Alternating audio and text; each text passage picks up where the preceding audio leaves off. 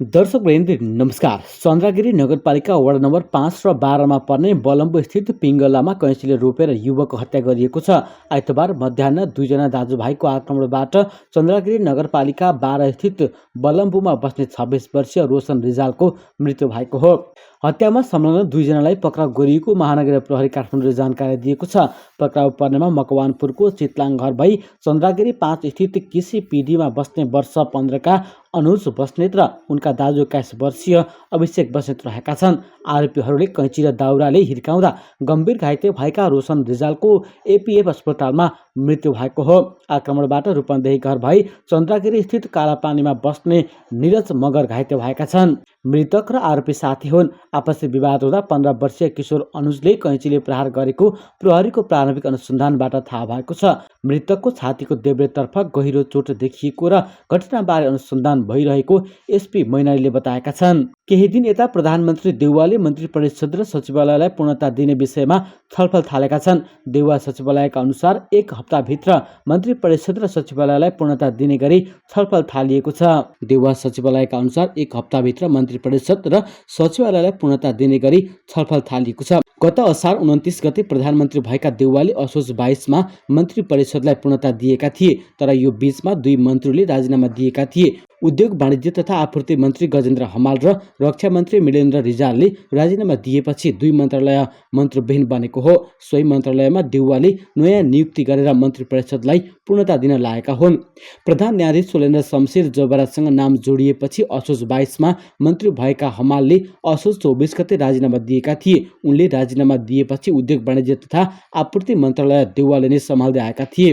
यस्तै 14औं महाधिवेशनमा महामन्त्रीमा नराम्रो पराजय भोगेपछि रिजालले पनि रक्षा मन्त्रीबाट राजीनामा दिएका थिए। रक्षा मन्त्रालयको जिम्मेवारी पनि प्रधानमन्त्री देउवाले सम्हालिरहेको अवस्था छ। रिक्त उद्योग वाणिज्य तथा आपूर्ति मन्त्रालय लिने सत्तारूढ दलहरू बीच हानथाप चलेको छ। काङ्ग्रेसको कोठाबाटै हमाल मन्त्री नियुक्त भएको भन्दै प्रतिरक्षा गरेका सत्ता घटक माओवादी केन्द्र र नेकपा एकीकृत समाजवादीको पनि उक्त मन्त्रालयमा दाबी छ। तर प्रधानमन्त्री देउवाले भने उक्त मन्त्रालय काङ्ग्रेसकै भागमा राख्न लागिरहेका छन्। यसैबीच प्रधानमन्त्री तथा नेपाली काङ्ग्रेसका सभापति शेरबहादुर देउवा र नेकपा माओवादी केन्द्रका अध्यक्ष पुष्पकमल दाहाल प्रचण्ड बीच बालुवाटारमा छलफल भएको छ। दुई नेता बीचको छलफलमा स्थानीय निर्वाचनका बारेमा कुराकानी भएको प्रधानमन्त्रीको सचिवालयले जानकारी दिएको छ। स्थानीय तहको निर्वाचनको मिति तोक्न निर्वाचन आयोगले गरेको आग्रहका विषयमा दुई नेता बीच छलफल भएको प्रधानमन्त्रीका प्रमुख स्वकीय सचिव भानु देउवाले जानकारी दिए। देउवाका अनुसार दुई नेताको भेटमा निर्वाचनबारे संवैधानिक व्यवस्था अनुसार नै 3 तहको निर्वाचन गर्न सहमति भएको छ। यो सहमतिलाई मूर्त रूप दिन दुई नेताले मंगलबार बिहान उच्च स्तरीय राजनीतिक समन्वय समितिको बैठक बोलाउने समेत बताएको थियो। यसअघि आएको समाचारमा सत्ता गठबन्धनका दल नेकपा माओवादी केन्द्र र नेकपा एकीकृत समाजवादीले 3 तहको निर्वाचन एकसाथ गर्न प्रस्ताव गरेका छन् भन्ने समाचार आएको थियो। सत्ता गठबन्धनमा अनौपचारिक रूपमा गरिएको यो प्रस्तावले प्रधानमन्त्री अप्ठ्यारोमा परेको समेत समाचार आएका छन्। स्थानीय तह निर्वाचनको मिति घोषणा गर्न निर्वाचन आयोगसँगै प्रतिपक्षी दलले दबाब दिइरहेका बेला सत्ता गठबन्धनकै नेताहरूबाट यस्तो प्रस्ताव आएपछि प्रधानमन्त्री अप्ठ्यारोमा परेको हो।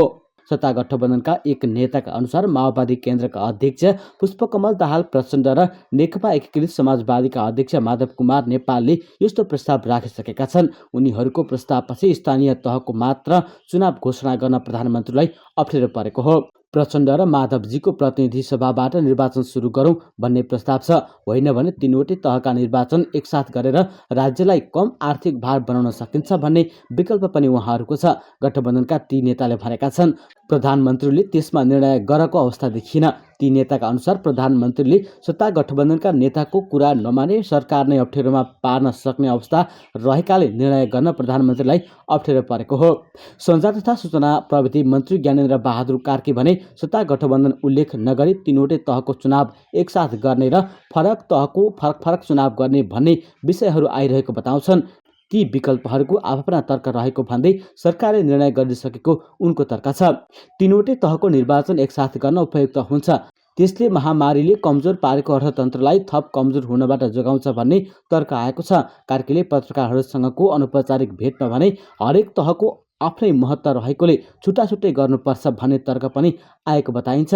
उनले सरकारले त्यसमा निर्णय गरि नसकेको भन्दै यथोचित समयमै निर्णयमा पुग्ने बताएका छन्। यसैबीच नेकपा एमालेका सचिव एवं स्वास्थ्य तथा जनसङ्ख्या विभाग प्रमुख योगेश भट्टराईको यति बेला बालुवाटारमा आयोजित कार्यक्रममा मास्क नलगाएको भन्दै आलोचना भइरहेको छ। आलोचना बढेपछि भट्टराईले सो घटनाबारे स्पष्टीकरण दिएका छन्। सरकारलाई कोभिड-19 को नियन्त्रण तथा रोकथामका लागि ध्यानाकर्षण पत्र बुझाउन एमालेको प्रतिनिधि मण्डल बालुवाटार पुगेको थियो। सो कार्यक्रमको सार्वजनिक भएको तस्बिरमा भट्टराईले मास्क लगाएको देखिँदैन। नाक मुखमा लगाउनुपर्ने मास्क खुट्टामा लगाएको भन्दै सामाजिक सञ्जालमा भट्टराईमाथि व्यङ्ग्य समेत गरिएको छ। जवाफमा भट्टराईले सो कार्यक्रममा प्रधानमन्त्रीको सचिवालयले निर्धारण गरेको स्वास्थ्य मापदण्डलाई पूर्ण पालना गरेको जिकिर गरेका छन्। उनले ध्यान आकर्षण पत्र वाचन गर्दा आफूले मास्क खोलेको र पत्र हस्तान्तरण गर्दा भने मास्क लगाउन भुलेको बताएका छन्। उनले यस्तो लेखेका छन्। आज कोभिड-19 का सम्बन्धमा नेकपा एमालेका तर्फबाट प्रधानमन्त्रीज्यूलाई ध्यान आकर्षण गराउने कार्यक्रममा हाम्रो प्रतिनिधि मण्डलले प्रधानमन्त्रीको सचिवालयद्वारा निर्धारण गरेको स्वास्थ्य मापदण्डलाई पूर्ण पालना गरेको अनुरोध गर्दछु। ध्यान आकर्षण पत्र वाचनका क्रममा मैले मास्क खोलेको थिएँ। तत्क्षण पत्र हस्तान्तरण गर्नुपर्दा मास्क लगाउन भुलेको बारेमा सञ्चार माध्यममा आएको टिप्पणीको स्वागत गर्दछु। विषय र घटनाको सार र रूप पक्षलाई छुट्याउन बुझ्न सबैमा अनुरोध गर्दछु। यता कोभिड-19 का संक्रमितको संख्या अनियन्त्रित हिसाबले फैलिएपछि प्रधानमन्त्री शेरबहादुर देउवाले स्वास्थ्य क्षेत्रका विज्ञसँग छलफल थालेका छन्। कोभिड रोकथाम, नियन्त्रण र उपचारका विषयमा स्वास्थ्य क्षेत्रमा विज्ञहरूसँग प्रधानमन्त्री देउवाले बालुवाटारमा छलफल गरिरहेको प्रधानमन्त्रीका मिडिया संयोजक गोविन्द परियारले जानकारी दिएका छन्।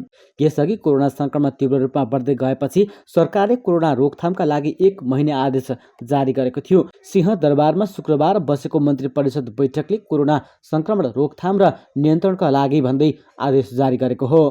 आमसभा, जुलुस र सभा सम्मेलन गर्न नपाइने, 25 जनाभन्दा बढी भेला हुन नपाइने लगायतका विषयलाई समेटेर आदेश जारी गरिएको हो। खोप अभियानलाई तीव्र पार्ने विषयमा निर्णय भएको एक मन्त्रीले समेत बताएका छन्। कोभिड-19 महामारीको तेस्रो लहर रोकथाम तथा नियन्त्रण आदेश 78 जारी गरिएको बताइएको हो। यसैबीच प्रमुख प्रतिपक्षी दल नेकपा एमालेले प्रधानमन्त्री शेरबहादुर देउवालाई ध्यान आकर्षण पत्र बुझाउनु भएको छ। कोरोना भाइरसको संक्रमण तीव्र रूपमा फैलिरहँदा पनि सरकार गम्भीर नरहेको भन्दै ध्यान आकर्षण पत्र बुझाउने एमाले नेता पृथ्वी शिव गुरुङले जानकारी दिएका हुन्। शनिबार 78 माघ 1 गते बिहान 10 बजे पार्टीको केन्द्रीय प्रतिनिधि मण्डलले प्रधानमन्त्री शेरबहादुर देउवासँग भेटघाट गर्ने ध्यान आकर्षण पत्र बुझाउने गुरुङले बताएका छन्। दर्शकवृन्द नमस्कार। सत्ता गठबन्धनका दल नेकपा माओवादी केन्द्र र नेकपा एकीकृत समाजवादीले तिनै तहको निर्वाचन एकसाथ गर्न प्रस्ताव गरेका छन्। सत्ता गठबन्धनमा अनौपचारिक रूपमा गरिएको सो प्रस्तावले प्रधानमन्त्री अप्ठ्यारोमा परेको स्रोतले बताएको छ।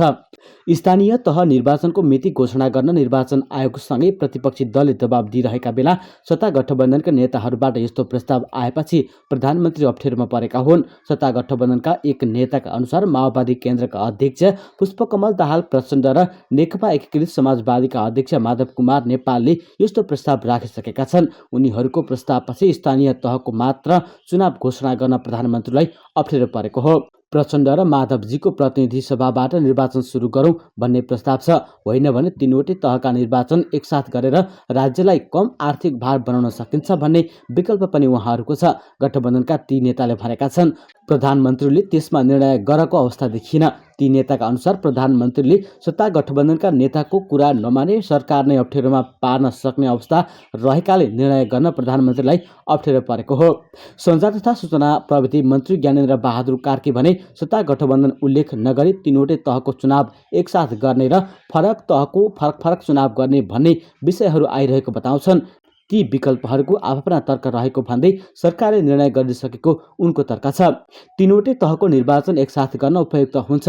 त्यसले महामारीले कमजोर पारेको अर्थतन्त्रलाई थप कमजोर हुनबाट जोगाउँछ भन्ने तर्क आएको छ। कार्कीले पत्रकारहरूसँगको अनौपचारिक भेटमा भने हरेक तहको आफ्नै महत्त्व रहेकोले छुट्टाछुट्टै गर्नुपर्छ भन्ने तर्क पनि आएको बताइन्छ।